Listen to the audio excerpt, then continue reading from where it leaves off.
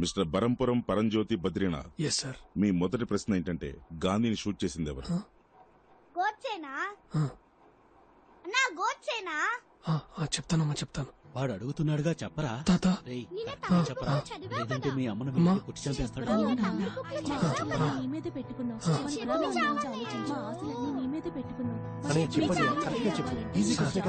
ఇద్దరు సార్, ఇద్దరు సిక్కులు, సత్వంత్ సింగ్, పియాన్ సింగ్ ఆవిడతో పాటు నడుచుకుంటూ వెళ్తున్నారు. 33 బుల్లెట్లు తిరిగి టప్పున కాల్చారు సార్. అందులో 30 బుల్లెట్లు ఆవిడ శరీరంలోకి దిగబడ్డాయి. సార్ మీరు అడిగింది ఇందిరాగాంధీ గురించే కదా సార్? ఎందుకంటే నేను ఎంఫిల్ చదివాను సార్. మహాత్మా గాంధీని చంపింది గాడ్సే అని ఫస్ట్ క్లాస్ పిల్లాడిని అడిగినా చెప్తాడు సార్. సార్ నేను క్లర్క్ని సార్, దాంతోనే సరిపెట్టుకున్నాను. మా అబ్బాయి సిబిఐ ఆఫీసర్ సార్, దానికి తగ్గ అర్హతలన్నీ ఉన్నాయి సార్. ఏ పిల్లాడైనా చదువుకునేటప్పుడు డాక్టర్ అవుతానో, ఇంజనీర్ అవుతానో, కలెక్టర్ అవుతానో అంటాడు. కానీ మా అబ్బాయి చిన్నప్పటి నుంచి సిబిఐ ఆఫీసర్ అవుతానని అనేవాడు. నాకు కల అదే సార్, వాడు ఆశయం కూడా అదే సార్. అందుకే ఆల్ ది బెస్ట్ రా. రేయ్ ఈసారైనా పోలీస్ అవుతావుగా? అవుతాను రా. రే బస్ వచ్చింది చూడు, ఈసారి మిస్ అవ్వకూడదురా. ఉద్యోగం రండి. అవుతాను రా. డబ్బులు ఇవ్వకుండా వెళ్ళిపోతున్నారా? అన్నా టీకి డబ్బులు ఇచ్చేలనా? ఎంఏ ఎంఫిల్ చదివారు కానీ క్లర్క్ ఉద్యోగానికి అప్లై చేశారు. తెలుసు సార్. ఈ ఉద్యోగానికి మీ క్వాలిఫికేషన్ ఎక్కువ తెలుసా? నేను సైకిల్ స్టాండ్ లో టోకన్లు ఇచ్చే పని చేస్తున్నాను సార్. నాకు ఇది పైలట్ లాంటి జాబ్ సార్. నాకు ఓకే సార్. నేను రికమెండేషన్ కోసం రాలేదమ్మా. రేపు ఇంటర్వ్యూలు ఉన్నాయంటగా, అది మీరే చేస్తున్నారని తెలిసింది. ఉత్తమ్ దాస్ గారు కూడా ఉన్నారంటగా. మా అబ్బాయికి ఉన్న అర్హతలకి గ్యారంటీగా పాస్ చేస్తాడు. కానీ మా వాడు మధ్యలో తింగరాశలేసి నా పరువు తీస్తాడేమో అని భయంగా ఉంది. మీరే కాపాడాలమ్మా.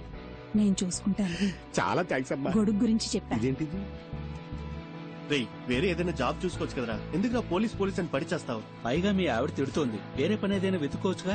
రేయ్ మనం కోరుకున్నది జరగాలంటే కొంత టైం పడుతుందా? పెళ్ళాన్ని తిడుతుందని లక్ష్యాన్ని మార్చుకోలేమురా. రేపు పెళ్ళైతే తెలుస్తుంది. అన్నా అన్నా అన్నా నా ఉద్యోగం గురించి చెప్పాను కదన్నా, ఏమైందన్నా? వెంకటస్వామి చెప్పాడని చెప్పు. సరే నేను ఇంతకు ముందే చెప్పాను, నువ్వు ఒకసారి అయ్యగారు నా డబ్బులు అడిగితే నేను ఇవ్వలేనన్నా. నేను ఆల్రెడీ చెప్పాను, నువ్వు వెళ్ళి కాలు పని అయిపోతుంది. కాసు ఇరుక్కా మిస్టర్ పాండ్యన్? ఇల్ల ఇది కేవలం క్లర్క్ జాబ్ అయినా కాస్ట్ డిపాజిట్ కట్టాలి. అంత డబ్బు మీ దగ్గర ఉందా? డబ్బు లేదు కాబట్టి జాబ్కి వచ్చాను సార్. పని చేస్తేనే కదా సార్ డబ్బులు వచ్చేది. ఇప్పుడు ఈ జాబ్కి మీరు డబ్బులు అడిగితే మీరు జాబ్ ఇవ్వండి సార్. అప్పుడు నాకు డబ్బులు వస్తాయి కదా సార్. ఆ డబ్బులు మీకు ఇచ్చి ఈ జాబ్ నేను కొనుక్కుంటాను సార్. మీరు నాకు డబ్బులు ఇస్తారా సార్?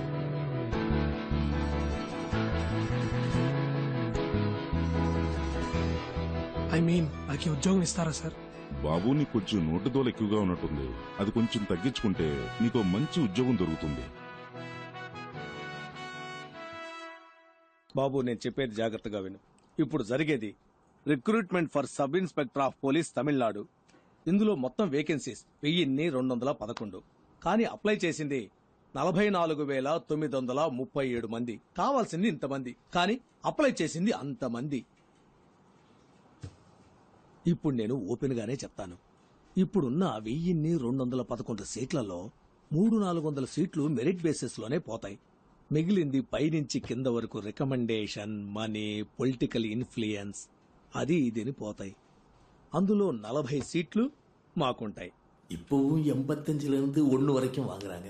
షణ్ముగం சொல்லி விட்டானால ఇప్పుడు 80 ఏమంటారు? எப்படி సార్ నాకిది 4th attempt sir.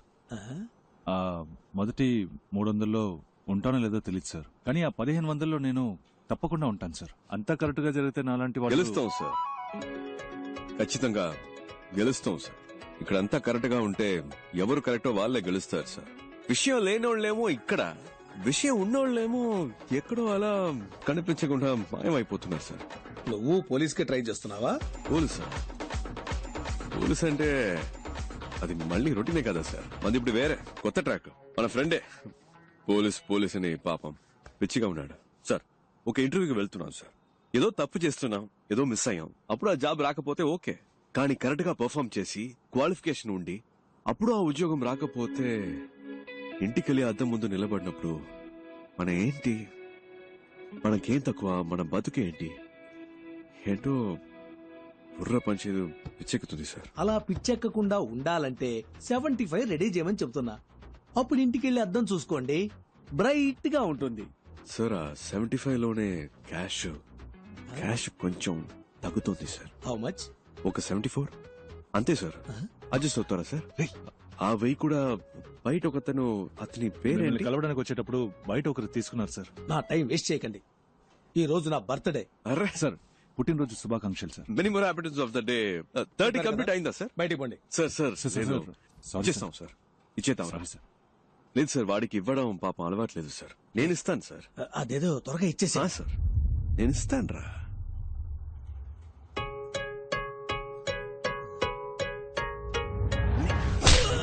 Happy birthday sir, my gift.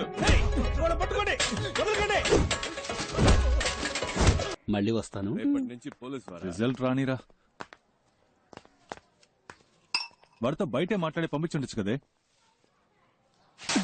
ఎందుకు లోపలికి రానిచ్చావు? ఏంట్రా చూసే వాళ్ళు ఏమనుకుంటారు? నీతోనే మాట్లాడుతున్నానే. ఎందుకు ఇంకో మగాడు ఇంట్లోకి రావాలని అడుగుతున్నా? మగాడంటే కష్టపడి సంపాదించి ఆ డబ్బుతో పెళ్ళాన్ని పోషించాలి. అసలు నేను ఎలా బతుకుతున్నానో తెలుసా? చిరిగిన చీర కట్టుకొని. ఒక్కరోజైనా అడిగేవా ఇదేంటని? నువ్వేమైనా కొని చచ్చావా? కొనలేదుగా. అనుమానాలు మాత్రం బానే పడుతున్నావు. ఇంకా పోలీస్ అవ్వలేదుగా. పోలీస్ అయినప్పుడు అడుగు, అప్పుడు నేను చెప్తాను. వీడి దగ్గర అప్పు తీసుకున్నాను, వీడికి వడ్డీ కడుతున్నాను, అవన్నీ వసూలు చేయడానికే నట్టింట్లో అడుగు పెట్టారని ధైర్యంగా చెప్తాను. పెద్ద పోటుగాళ్లాగా అలా ఉండు ఇలా ఉండని చెప్పొచ్చాడు. అయితే పోలీసే అవుతాడంట, లేకపోతే ఏ పని చేయడంట. ఏంటి బావ, నాకు ఈ ఉద్యోగం రాలేదంటే చచ్చిపోతాను రా. ఏయ్, ఛీ!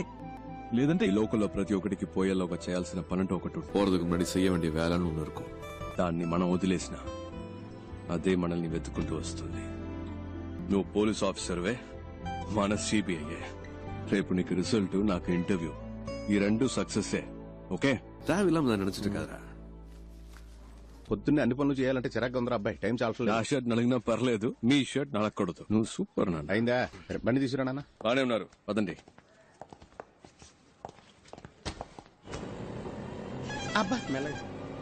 చిన్నప్పటి నుంచి ఎలా అయినా సరే సిబిఐ ఆఫీసర్ అవ్వాలన్నది నీ కళ. మీ నాన్న ప్యూన్ గా పనిచేసే ఆఫీసులో నువ్వు ఆఫీసర్ అవ్వాలన్నది నా ఆశ. కానీ మా ఆఫీసులో ఉత్తమ్ దాస్ అని ఒక మడత కజగాడు ఉన్నాడు. ఉత్తమ్ దాస్, సిబిఐ. మీ ఇంటిని రేడ్ చేయడానికి వచ్చాం. Please cooperate. అనవసరంగా డిస్టర్బ్ చేయరు సార్. ఏంటి? సార్ మనం మాట్లాడి తెలుసుకుందాం. 5 minutes లోపల ఉండండి. పరశురామ్, డోర్ క్లోజ్ చేయి. సార్ సార్ సార్ మీ దగ్గర దాచడానికి ఏం లేదు. ఈ ఇంట్లో ఎక్కడ పడితే అక్కడ డబ్బు ఉంది. మనం మాట్లాడి తెలుసుకుందాం. ఏదైనా ఇక్కడే మాట్లాడుకుందాం. ఓకే సార్, వీటిల్లో 10 లక్షల దాకా క్యాష్ ఉంది. తీసుకుని వెళ్ళిపోండి సార్. పరశురామ్, ఈ 2 బ్యాగులు తీసుకెళ్లి ఇంట్లో పెట్టు. బ్యాక్ డోర్ జాగ్రత్త, ఎవరు చూడకూడదు. ఏంటి ఏంటలా చూస్తున్నావు? నన్ను పట్టించాలని చూస్తున్నావా? సార్, పట్టించాలని ట్రై చేయకు. జాగ్రత్తగా తీసుకెళ్లి ఇంట్లో పెట్టు. ఇంట్లో నీకు వాటా ఉందిలే. హలో, ఇంటికి వెళ్ళాను. మనసు ఒప్పుకోలేదు, నిద్ర పట్టలేదు. పై ఆఫీసర్ కంప్లైంట్ రాశాను. దాన్ని ఈ మడత కాజాగాడికి ఆ పోతరిక గడి చూపించేశాడు. ఆ నిమిషం నుంచి వీడు నా మీద కత్తిగట్టాడు. ఆ కోపం నీ మీద ఖచ్చితంగా చూపిస్తాడు.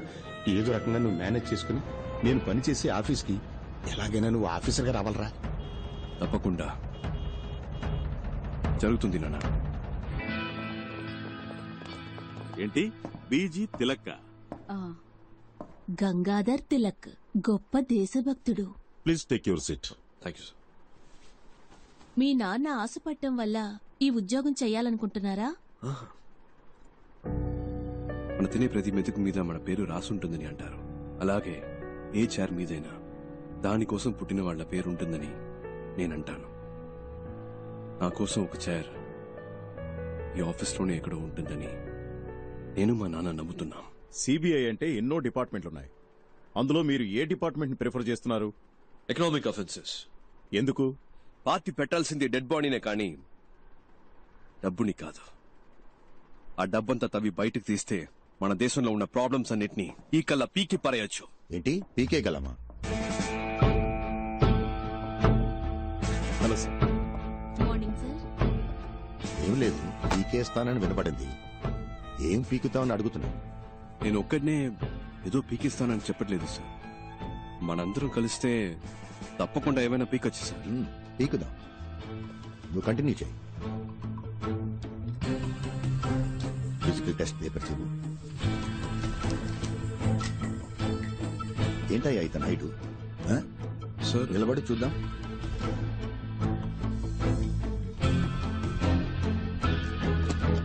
స్ట్రైట్ గా నిల్చో. స్టిఫ్ గా నించో. ఏంటి సార్, ఓకేనా? Is qualified sir. కూర్చో. హైట్ చాలా ఇంపార్టెంట్ మ్యాన్. నువ్వు డ్యూటీలో జాయిన్ అయిన తర్వాత మీ పై ఆఫీసర్ తప్పు చేస్తాడు, అంతెందుకు లంచమే తీసుకున్నాడు అనుకో, నువ్వేం చేస్తావు? పట్టించద్దు అని నేను ప్రాధేయపడతాను, అంతెందుకు నీ కాలు పట్టుకున్నా కనికరించకుండా తన పై ఆఫీసర్స్ కి ఆకాశరమణ ఉత్తరం రాస్తావా? డెఫినెట్ గా నేను అలాంటి పని చేయను సార్. అయితే నువ్వు తప్పకుండా పైకి వస్తావు. ఆకాశరామన్ ఎవడు సార్ మధ్యలో? నా పేరు అడ్రస్ రాసి మంచి పాస్పోర్ట్ సైజ్ ఫోటో అంటించి బాగా ఓపెన్ గానే చేసి సస్పెండ్ కాదు సార్, డిస్మిస్ అవ్వడానికి కావలసిన అన్ని పనులు చేసి వాడిని సారీ సార్ వారిని రచ్చరచ్చ చేస్తాను సార్.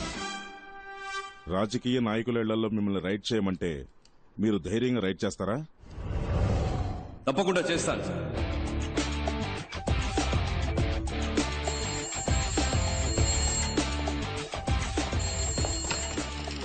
హలో హలో, సిబిఐ నుంచి మాట్లాడుతున్నాం సార్. స్టేషన్ ఇన్స్పెక్టర్ ఎవరు? ఇవాళ ఆయన లీవ్ సార్. నేను సబ్ ఇన్స్పెక్టర్ మాట్లాడుతున్నాను. నేనే ఇన్ఛార్జ్. ఓకే, మీ పేరేంటన్నారు? చిరంజీవి సార్. చిరంజీవి, నేను చెప్పేది జాగ్రత్తగా వినండి. ఇవాళ ఒక రైడ్ చేయబోతున్నాం.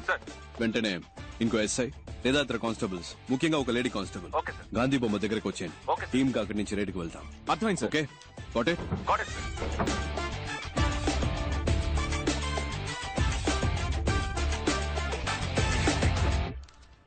మేడం, టైం అయింది. మీరు బాగా టెన్షన్ గా ఉన్నట్టున్నారు. నన్ను లీడ్ చేయమంటారా? మినిస్టర్ ఇల్లు కనుక భయపడుతున్నారా? భయపడాల్సింది వాళ్ళు, మనం కాదు. మనసులో భయం పెట్టుకుని ఇలాంటి పనులన్నీ చేయలేం. స్టేషన్ లో చెప్పేశారా? చెప్పండి మేడం. ఇన్స్పెక్టర్ లేడు, ఎస్ఐ ఉన్నాడు. పేరేంటి? చిరంజీవి. వెహికల్స్ చెప్పేశారా? Yes madam. మన team ready. KP? Yes, I'm ready. Ekavira? Yes, I'm Ekavira here. అందరు రెడీయా? Yes sir. Ready madam.